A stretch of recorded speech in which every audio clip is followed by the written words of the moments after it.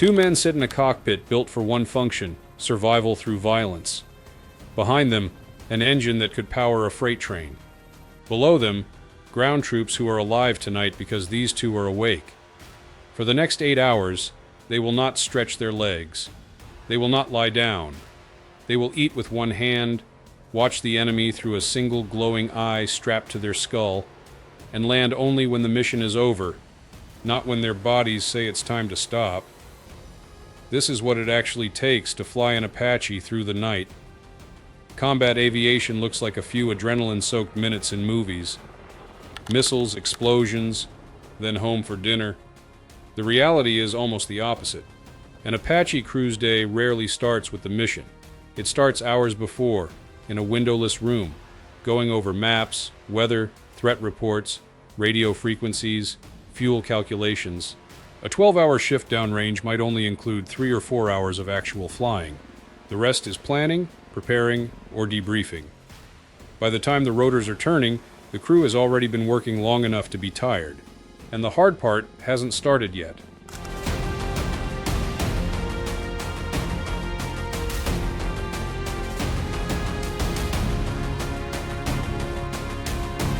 Inside the cockpit, there are 2 seats, stacked one behind the other. The pilot up top, the co-pilot gunner down front, or the reverse, depending on the mission. It's a tandem design, cramped by choice, built for a narrow profile that's harder to hit. There's no galley, no bathroom, no room to stand. For 8 hours, this is the entire world. Now take away the sun. Night missions are where the Apache earns its reputation. During the Gulf War, and in Panama before it, American pilots proved they could do something most militaries still couldn't. Fight and win in total darkness, using night vision to own the night. That phrase became a kind of doctrine.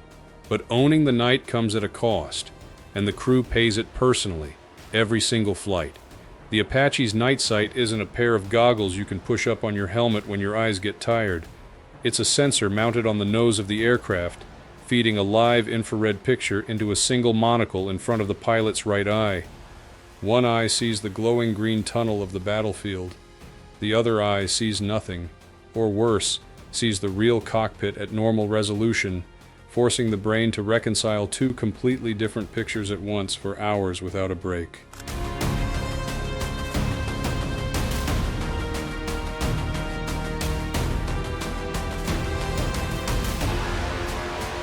Student pilots train for this in what instructors bluntly call the bag. A cockpit blacked out completely, no outside light at all, so the only thing a pilot has to fly on is the sensor feed. It's meant to simulate the worst version of a real mission. Dust, no moon, no horizon. For a new pilot, it's terrifying. For a veteran crew, it's Tuesday. But the human body was not built to stare through one infrared eye for 8 hours and stay sharp the whole time. Researchers who study Apache aviators have measured what this actually does to a person. Pilots' pupils change size, their eyes take longer to react to light, and the automatic tracking movements their eyes make start to slow down. All changes that mirror what happens to someone who hasn't slept. In their own reports, after landing, they consistently describe feeling less alert and more fatigued than before they took off, even on missions where nothing went wrong. The aircraft itself is quietly wearing them down, mission after mission, whether or not a single shot is fired. Add real sleep loss on top of that, and the numbers get uglier. Crews on extended combat rotations often don't get a full night's rest between missions.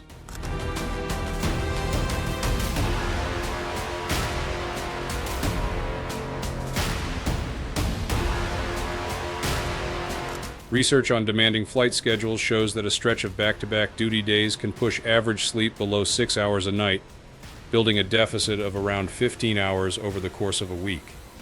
That kind of chronic strain can send stress hormones like cortisol up by as much as 50 to 80%. That's not a bad night's sleep.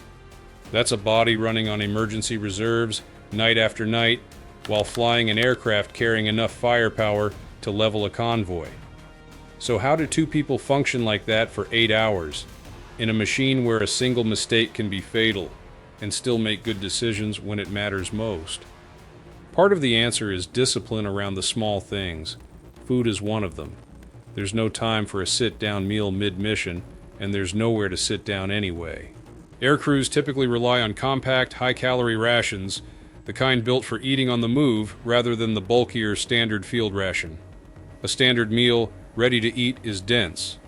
Around 12 to 1,300 calories a meal, built to keep someone functioning for a full day or more without resupply.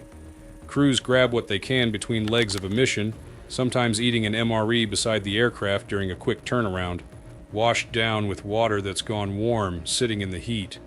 It's not about enjoying the meal, it's about not letting blood sugar crash at the exact moment a threat appears on the sensor.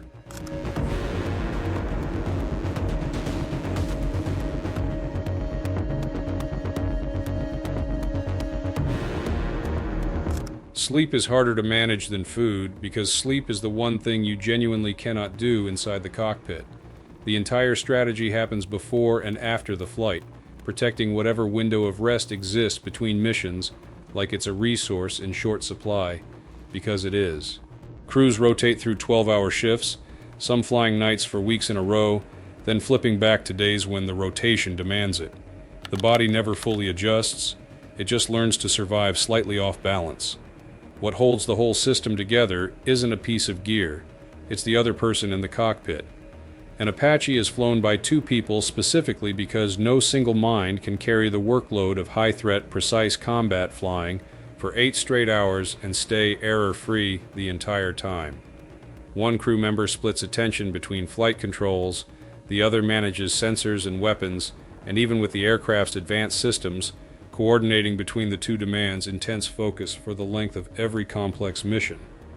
When one pilot's attention starts to drift, and after 6 or 7 hours it will, the other is there to catch it. They watch each other for the small signs. A slower response on the radio, a missed checklist item, a longer blink than usual. In an environment where fatigue physically alters how your eyes track a target, having a second set of eyes isn't a backup plan. It's the actual safety system. There's also a kind of muscle memory that fatigue can't fully erase, built through relentless repetition long before deployment. Apache pilots fly well over 140 hours a year just in training, among the highest flight hour requirements of any role in the Army. That volume of practice is designed for exactly this moment. The 8th hour of a night mission, when conscious thought is running slow, and the only thing keeping the aircraft flying straight is procedure that's been drilled into the body so deeply it doesn't need full attention anymore.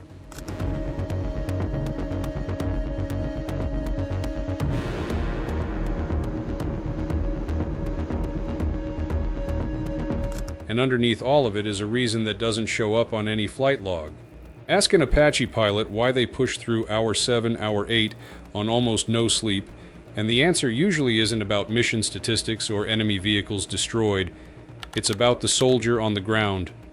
One veteran pilot put it simply: the best part of the job is hearing from a young infantryman at a remote outpost that he slept easier that night because he knew there was an Apache overhead. That's not a small thing to a person running on stress hormones and rationed sleep. For a lot of these crews, it's the entire reason the discomfort is worth it. None of this makes the job sustainable forever. Long deployments take a physical toll that doesn't fully reverse the moment someone comes home. The same hormonal strain linked to chronic fatigue is also linked to long-term risks, like high blood pressure and heart disease. The Apache community knows this. It's part of why crew rest rules exist at all, even when operational tempo makes them hard to follow to the letter, and part of why post-deployment health screening has become a standard, expected part of the job rather than an afterthought. But on the nights when the mission doesn't stop for anyone's biology, none of that matters yet. What matters is two people in a cockpit built for one function, one eye each locked onto a glowing infrared world, running on rationed calories and borrowed sleep, doing a job most people will never see and would never volunteer for twice. They don't own the night because it's easy.